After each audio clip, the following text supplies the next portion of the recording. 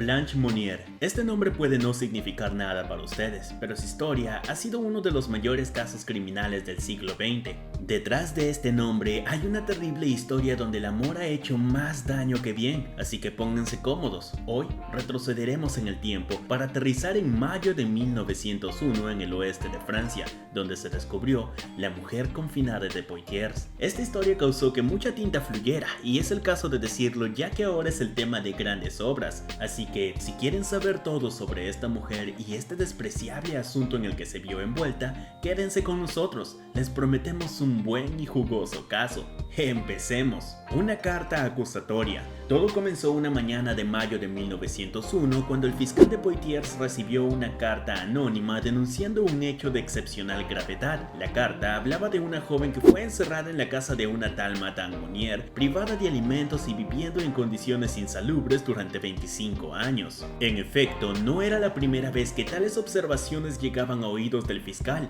En la región de Poitiers, los rumores volaban desde hace varios años. De hecho, durante algún tiempo en la ciudad se hablaba de una chica de una familia burguesa que vivía aislada, pero también se decía que estaba loca y que era mejor para ella quedarse encerrada en casa con su madre, Louise Monnier. La versión de esta madre viuda que solo protegía a su hija convenía a todo el mundo y el asunto no tenía continuidad. Los poderes públicos que habían leído la historia prefirieron enterrar la cabeza en la arena, alegando que simplemente no se debían entrometer en los asuntos personales de la gente. Pero esta vez era diferente. La carta era muy clara. Acusaba abiertamente a la señora Monnier de secuestrar a su propia hija y someterla a las peores torturas. Se abrió una investigación en la comisaría central de Poitiers de la mano de un comisario que, en la tarde del 23 de mayo, acompañado de sus agentes de policía, llamó a la puerta de los Monnier en el 21 de la calle de la Visitación. Los policías descubrieron una casa lujosa similar a una mansión. En el segundo piso de la mansión, una ventana cerrada llamó inmediatamente la atención del comisario. Era la única que estaba cerrada en la fachada. El macabro descubrimiento.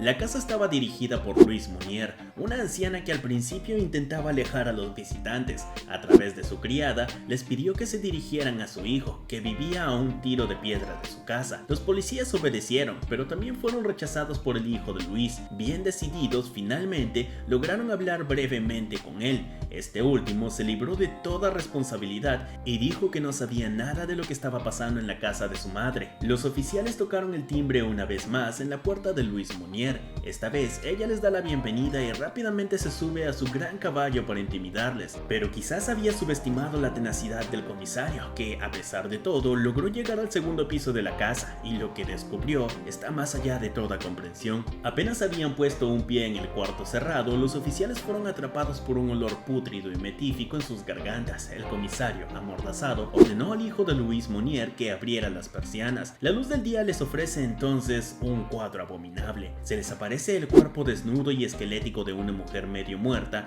atada y tendida como una momia sobre la cama, y finalmente el colchón de paja lleno de suciedad, excrementos y restos de comida podrida sobre el que estaba tendida. Alrededor del cuerpo seco y acurrucado, las bestias pululaban, bichos y ratas para ser más exactos. La mujer de casi 50 años llevaba una cabellera enredada de 2,5 kilos que obviamente no había sido peinada durante décadas, así como las uñas tampoco habían sido cortadas. El mal olor en el departamento dejó en claro que no se había ventilado durante años, ya que las persianas estaban desesperadamente cerradas con una cadena. Unos minutos más tarde, se descubrió que el nombre de la mujer era Blanche Monnier, la hija de Louise. Blanche nació el 1 de marzo de 1849 en Poitiers, Francia.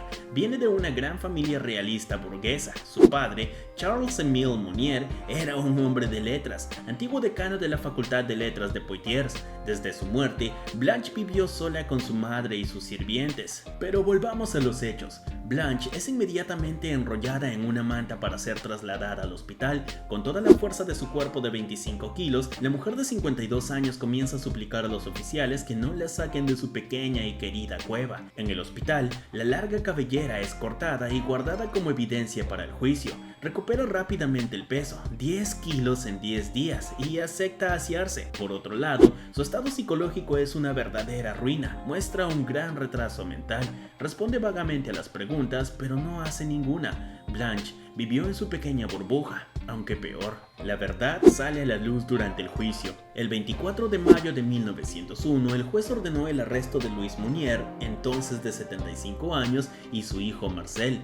Entonces intentó justificar la situación en la que se encontraba su hija, argumentando que ésta sufría de graves problemas psicológicos que se manifestaron cuando solo tenía 23 años. Se defiende de cualquier monstruosidad, precisando que la propia Blanche se negó a salir de su habitación desde 1872, cuando le dio una fiebre muy fuerte. Para Luisa no fue secuestrada, sino recluida, un poco diferente. También añade que Blanche rechazó toda la buena comida que le dieron y que se negó totalmente a ser mantenida. Según los testimonios de los criados, la señora Mounier amaba a su hija. Además, en su testamento había previsto legarle toda su fortuna, y fue este testamento el que desvió toda la investigación a su favor. Los sirvientes también confirmaron la declaración de Madame Mounier de que Blanche se negaba a comer y que su madre le ofrecía, sin embargo, las comidas que le gustaban, especialmente ostras. Una historia de amor.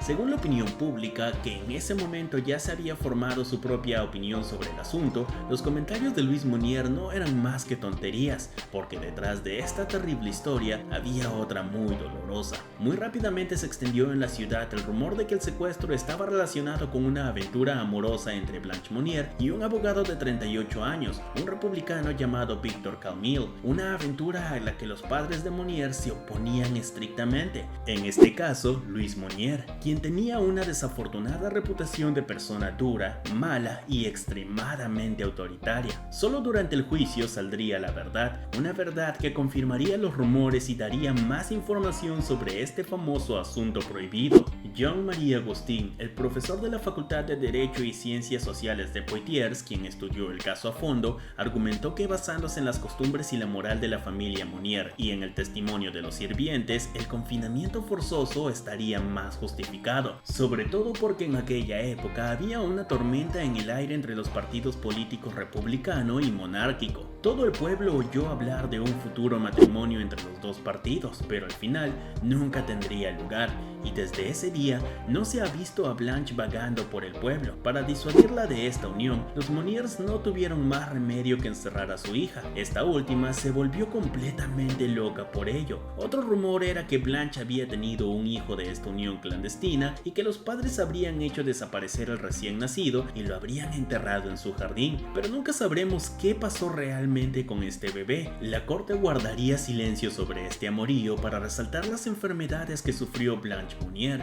En su trabajo titulado La verdadera historia de la confinada de Poitiers, Agustín argumenta que la versión más probable es que Blanche Mounier sufría de desórdenes mentales y psíquicos debido a esta separación forzada, y que su madre se negó finalmente a internarla en un asilo psiquiátrico, primero por malicia y luego por miedo a dañar el honor de la familia. ¿Quién es entonces el responsable? Louise Mounier murió en una celda 15 días después de su encarcelamiento y nunca fue juzgada. En cuanto a su hermano Marcel Mounier, todo el mundo estaba seguro de que era perfectamente consciente de lo que estaba pasando y por lo tanto era también un cómplice.